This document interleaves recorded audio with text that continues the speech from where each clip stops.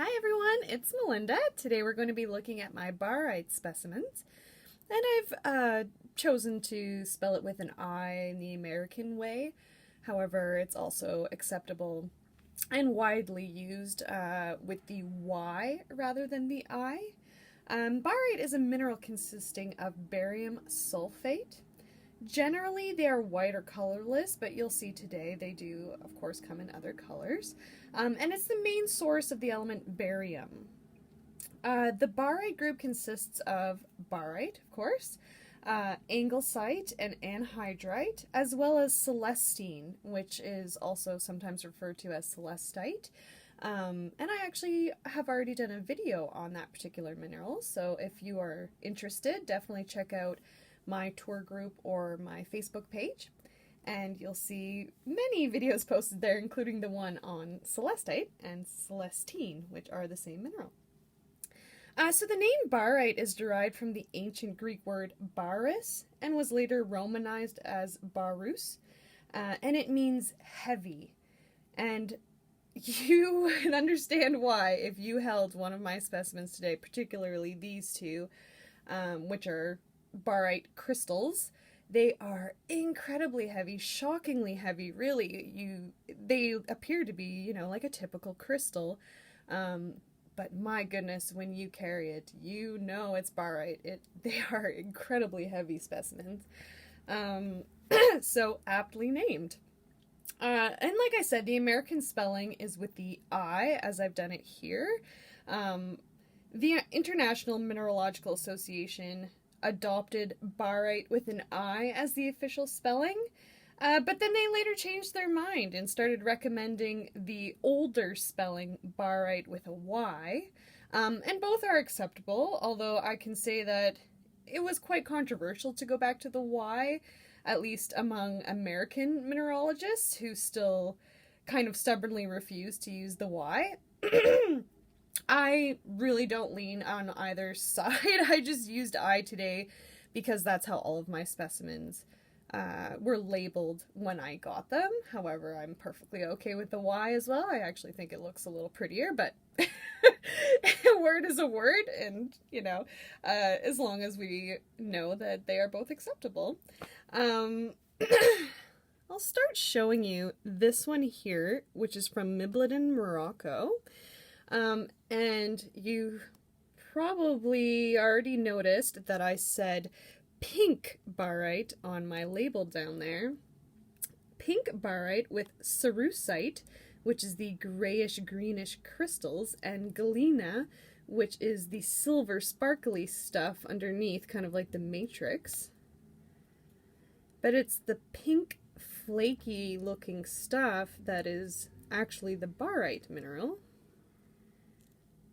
But together it's, oh my gosh, it's beautiful. Another one of my favorite specimens in my collection.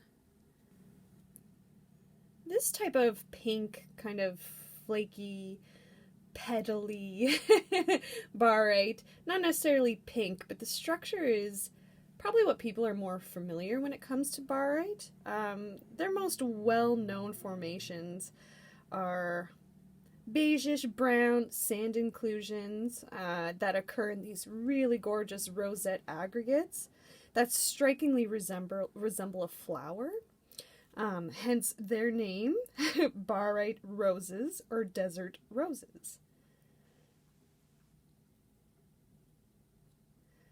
Actually, gypsum, which selenite is a variety of, is the only other mineral that creates beautiful roses similarly to barite, so they are sometimes confused.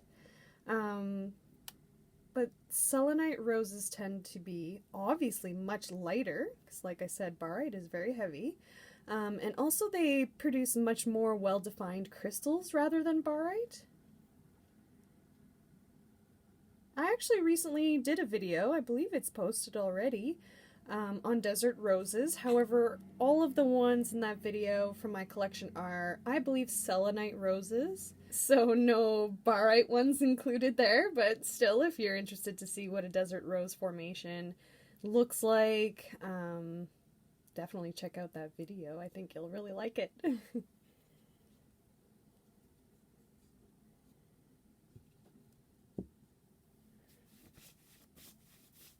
Alright, the next one I'll show you is one of my most treasured pieces. It's a Barite Crystal, a huge, heavy, singular Barite Crystal from Saint Honore in Quebec. So Canadian mineral. This one was purchased from a fellow rockhound. And oh, it was just, I'll never regret this purchase. It was a great purchase, and they were very pleased with how thrilled I was with the purchase. And as a rockhound, you know, that really means a lot when you're trading or selling a piece that you pulled from the earth and the person is just so thrilled to have it. It means so much. It is heavy, guys. Oh, here's some nice rainbow action up in the corner there. I don't think I've ever noticed that before. It's beautiful. So this was mined, like I said, in Quebec, Canada, and the mining operation has only been going on there since the 1970s, which is, you know, fairly new as far as Canadian mines go.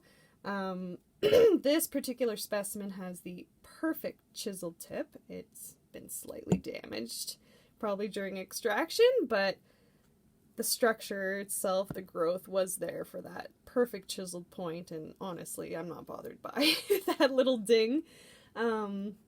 Still perfect in my eyes. And you'll see later in my other piece that the Barite crystals in my cluster also have that typical chiseled point for Barite crystals. It's also coated with teeny tiny chalcopyrite crystals, which is also typical of the material that comes from this area, just from this particular mine. Aren't they adorable? I love it. Oh, I just love it so much.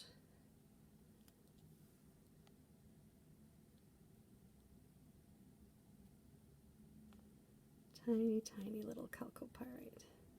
I'm not sure if it shows off well in the video, but it kind of has a pearlescent luster, like a very light pinkish pearlescent luster. Absolutely amazing. I just love this one. And also typical of this area is the darker ending where it terminates. And that's because it has been saturated with pyrite near the tip. There's a coating on the outside too, but it goes into the actual crystal as well. I can't get over these little chalcopyrite crystals.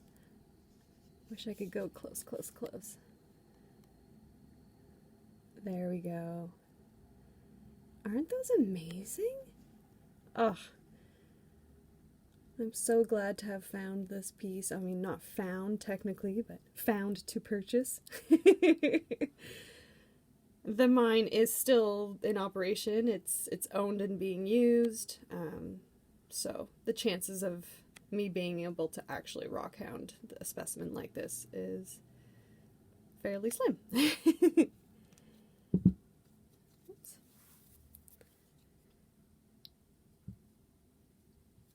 Okay, the last specimen I'll show you is a very delicate cluster of barite from Nevada in the US. The US of A.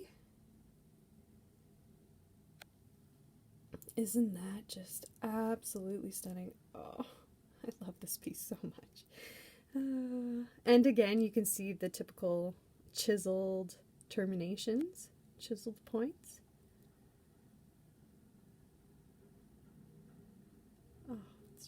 Gorgeous. So I looked up this mine as well, out of curiosity, and it's been in operation intermittently since 1866, quite a bit older than our last mine, and they were searching for silver, gold, and barite. And the barite crystals that came from that location were typically clear, and sometimes in, you know, really pleasant specimens, there would be gray phantoms, which you can certainly see in my in my piece that I just love. That's a really obvious phantom there, but there are others as well. Here's one in here.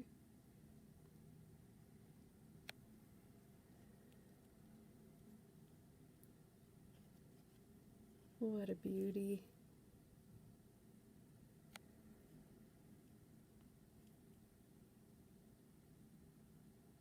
Yeah, there you go. Isn't that something?